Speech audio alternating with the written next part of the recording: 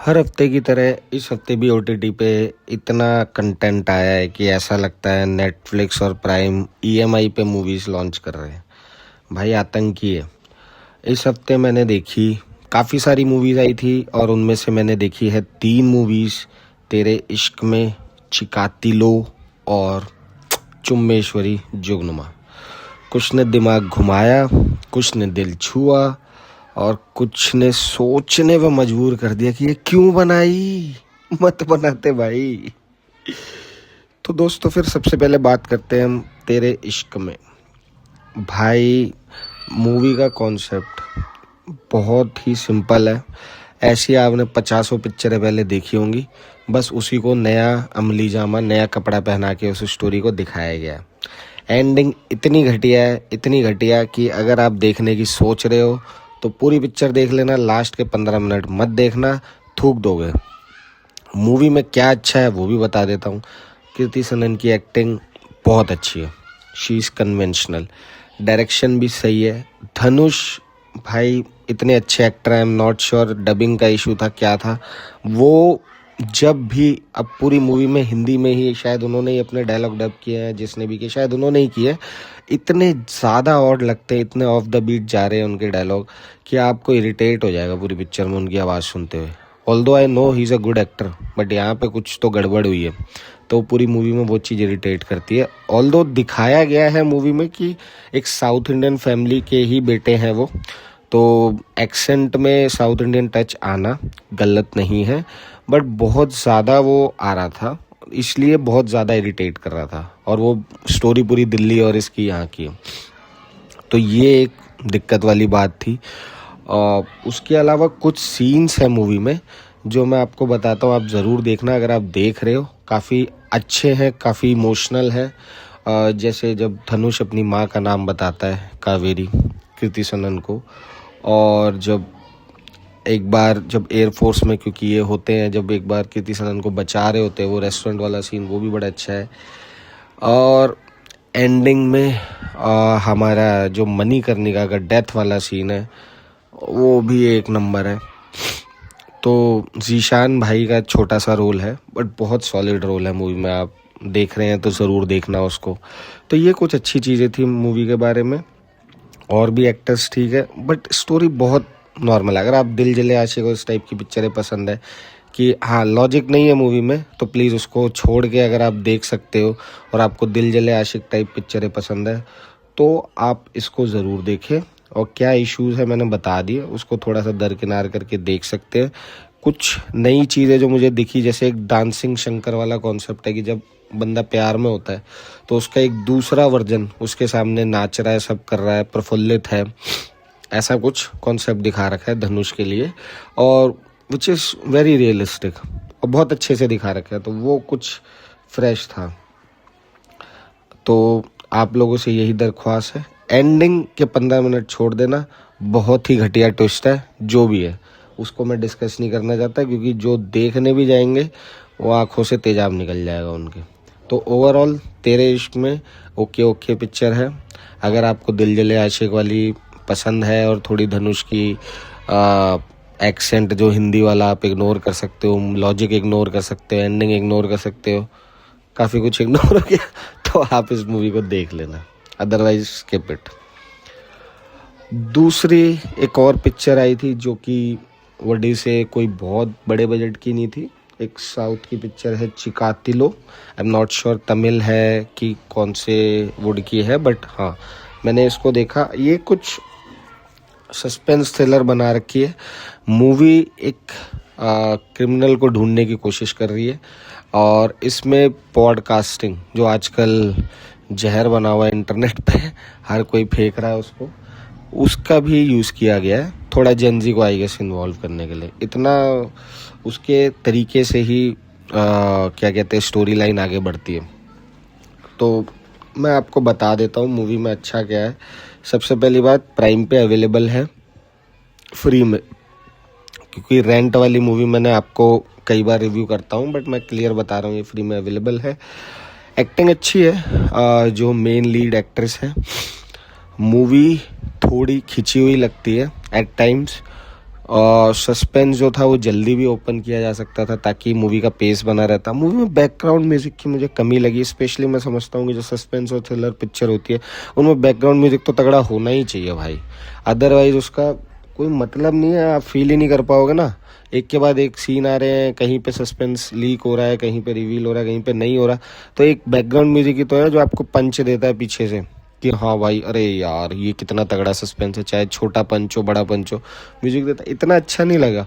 दूसरी बात, मूवी में एक दिक्कत है, जो भी देखने जाएगा तो उसको मैं बता दूं, प्राइम का इशू है तो कि ऑडियो का इशू है। आप इसको हिंदी में चलाओगे तो कई बार हिंदी में लैंग्वेज नहीं आएगी, ऐसा मत सोचना कि वो तमिल में है पूरी, हिंदी ऑडियो भी वर्क करता है, बट आपको उस केस में क्या करना है, आपको दोबारा तमिल सिलेक्ट करनी है, फिर उसके बाद हिंदी चेंज करनी है, ऐसा कई बार करना पड़ता है, एक बार हिंदी सिलेक्ट करने पे नहीं होता। तो कभी भी आपका ये इशू आए तो एक बार दोबारा दूसरी लैंग्वेज को सिलेक्ट करके फिर हिंदी सिलेक्ट करना, वो चेंज हो जाएगा ऑडियो। ये प्राइम का इशू है या मूवी का, आई am not sure, mostly prime का ही होगा, मूवी का तो शायद ना ही हो। तो वो एक इशू है, उसको मैनेज कर लेना, मैंने बता दिया कैसे कर सकते हो। और मूवी का सस्पेंस एंड में मैं बोलूँ ठीक है, खुलता है जब, तो ऐसा नहीं बोलूँगा कि बहुत ही ज़्यादा हल्का है, ठीक है, एक डिसेंट सस्पेंस है। बहुत लंबी बना दी गई मूवी और बैकग्राउंड म्यूजिक इतना था नहीं तो मुझे मज़ा नहीं आया। और क्योंकि इसको मैंने डब ही देखा है, ओरिजिनल लैंग्वेज में नहीं देखा, तो एक ऐसा होता है कि जब आप ओरिजिनल लैंग्वेज सपोज तमिल है तो तमिल में अगर पिक्चर 100% अच्छी है और आप उसको डब देख रहे हो, डबिंग उतनी अच्छी नॉर्मली होती नहीं है, आजकल पहले से बेटर होने लगी है स्टिल। तो जब आप उसको हिंदी में देख रहे हो तो वैसे ही वो मूवी 20-30% गिर गई है, क्योंकि आपको वो फील नहीं आती, हर जगह डायलॉग्स पे वो इम्पैक्ट नहीं आता, डायलॉग थोड़े चेंज हो जाते हैं।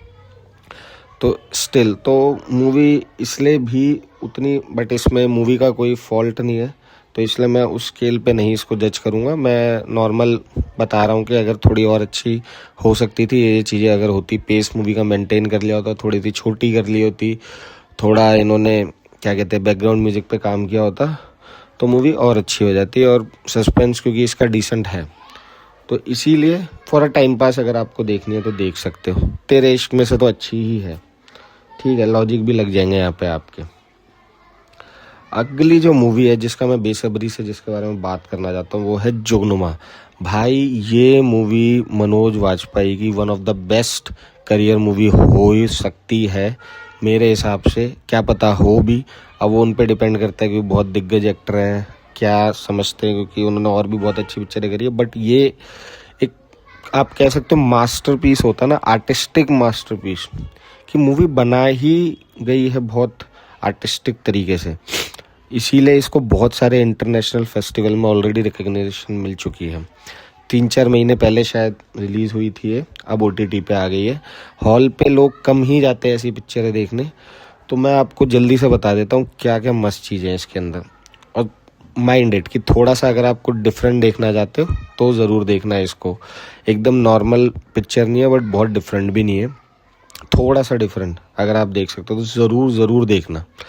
सबसे पहली बात, मूवी स्टार्ट करते ही आपको दिखेगा वर्टिकली शूट की गई है मूवी, हॉरिजॉन्टल नहीं है, एक वो सबसे बड़ा डिफरेंस लगेगा, तो उससे सिनेमा की फील आती है कि घर पे ही आप सिनेमा में देख रहे हो पिक्चर। दूसरी चीज़, मूवी भाई इतने बढ़िया तरीके से शूट की गई है, मुझे पूरे एंड तक लग रहा था कि भाई ये डॉक्यूमेंट्री है किसी रियल बंदे की स्टोरी। मनोज, थोड़ा सा स्टोरी मैं आपको बता देता हूँ। मनोज वाजपेयी जी की फैमिली होती है, वहाँ पे रिच फैमिली है, वहाँ पे बहुत बड़े बागान है इनके, एप्पल के ऑर्चिड्स हैं, और वहाँ पे आग लगनी चालू हो जाती है और ये इनको पता नहीं चलता कौन आग लगा रहा है, उसी के इर्द गिर्द मूवी घूमती रहती है। तो क्योंकि वो ऐसा लगेगा आपको एक बारी को कि वो एक्चुअल में वहाँ पे रहते हैं, पहाड़ों की शूटिंग है सारी, कि एक्चुअल में वो पहाड़ों पे रहते हैं, वो वहीं के निवासी है, और ये मूवी शूट नहीं की गई, ऐसा लगेगा कि भाई बंदे ने अपनी रॉ फुटेज, जो वहाँ का मालिक है असली, उसने अपनी रॉ फुटेज दे दी है, वही इन्होंने काट पीट के मूवी में डाल दी। तो it feels like a documentary, हर सीन आपको लगेगा रियल है, फिक्शन लगेगा ही नहीं कुछ। तो सबसे बड़ी चीज़ तो ये है। दूसरा, मूवी में ऑथेंटिसिटी बहुत ज़्यादा रखी गई है, जितने भी वहाँ के लोग हैं वो वहीं की लैंग्वेज बोलते हैं, वहीं का एक्सेंट है उनका, पहाड़ी एक्सेंट, पहाड़ी लैंग्वेज, कोई दिल्ली, बिहार, जयपुर ऐसा कुछ नहीं है। मतलब कई बार लोग कर देते हैं ना, वो ऑथेंटिसिटी दिखाने के लिए उन्होंने वहीं का रखा हुआ एक्सेंट सबका, बहुत ज़्यादा ऑथेंटिक लगेगी। और जो उनकी फैमिली है मनोज वाजपेयी की, तो ऑथेंटिसिटी की वजह से एक छोटा सा इशू भी है कि इंग्लिश बहुत ज़्यादा यूज़ की गई है, तो जो हिंदी स्पीकिंग लोग हैं जिनको नहीं समझ आती उनको दिक्कत हो सकती है, क्योंकि सबटाइटल भी नहीं है हिंदी में। आपको इंग्लिश में ही मिलेंगे सबटाइटल, चेंज करने का भी ऑप्शन नहीं है, जो आई थिंक इनको देना चाहिए था, ताकि वाइडर ऑडियंस तक पहुंच सकती मूवी। छोटी सी चीज़ है, क्योंकि मेजॉरिटी उसमें इंग्लिश, सारे सीन जो मूवी में मनोज वाजपेयी उनकी फैमिली के सब इंग्लिश में ही बोलते, बच्चे भी उनके इंग्लिश में ही बोलते, अंग्रेज कतई। और ये थोड़े थोड़े जो वहाँ के लेबर के, वहाँ के गांव वालों के सीन है, वो लोग बात करते हैं बस हिंदी में। इवन जो वो किसी को बुलाते भी हैं मनोज वाजपेयी इन्वेस्टिगेशन के लिए, कर्नल को या किसी को, वो भी इंग्लिश में ही बोलते हैं। तो ऑथेंटिक दिखा रखा है कि इतने रईस लोग होते हैं तो थोड़ा इंग्लिश स्पीकिंग ही रहते हैं वो, तो वो एक तरीके से तो सही है। बट किसी को दिक्कत हो सकती है थोड़ी बहुत, तो वो हिंदी में दे सकते थे सबटाइटल एटलीस्ट। उसके अलावा एंड में मूवी, मैं गारंटी कह रहा हूँ, जब ख़त्म होगी, बहुत अच्छी चलती है, आप देखते रहोगे कहाँ जा रहा है कहाँ नहीं, समझ नहीं आएगा किसने क्या किया। और एंड में 5 मिनट या 10 मिनट का जो सीन है, अगर आपको समझना है एंडिंग, तो उसको रिवाइंड करके देख लेना। सीधा मैं थोड़ा आपको हिंट दे देता हूँ कि एक स्टोरी सुनाएगी बीच में केशव की बीवी अपने बच्चों को, वो स्टोरी ध्यान से सुनना, उसको रिलेट करना, वही एंडिंग। इसलिए मैं आपको बता रहा हूँ, क्योंकि एंडिंग नहीं समझ आएगी, और मैं क्लियर बता दूंगा तो हो सकता है कि भाई जिनको समझ आ जाए, या कई लोगों के लिए सस्पेंस जो है वो अनवील हो जाए। मैं नहीं करना चाहता किसी का मज़ा ख़राब, आप चाहे अपने हिसाब से भी इंटरप्रेट कर सकते हैं, बट एंडिंग बहुत डिफरेंट है। मज़ा आएगा आपको पिक्चर देख के, और एक नंबर पिक्चर है, मतलब बहुत सालों बाद बनती है ऐसी पिक्चर है, आप ज़रूर देखें इसको। तो ये थी दोस्तों हमारी इस हफ्ते का OTT राउंड अप, जिसमें हमने 3 पिक्चरों को रिव्यू करा, तेरे इश्क में, चिकातिलो, जुगनुमा।